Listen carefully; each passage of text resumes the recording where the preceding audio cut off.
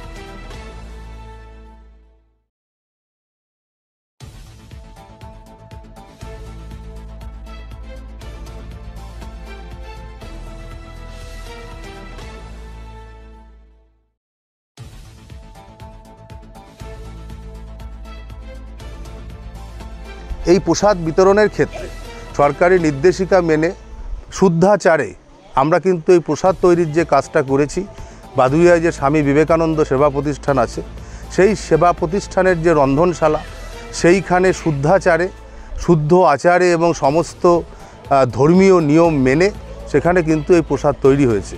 এবং এই যে প্রসাদটা এখানে তৈরি হয়েছে, এর যে মহাপ্রসাদ সেটা কিন্তু জগন্নাথ ধাম থেকে আমাদের কাছে সরকারিভাবে এবং সেটা উইথ সিকিউরিটি আমাদের কাছে এসছে, এবং সেই প্রসাদটা দিয়েই কিন্তু আমাদের এই সমস্ত প্রসাদটা তৈরি করা হয়েছে। বাদুড়িয়াতে কত বেনিফিশিয়ারি পাবে?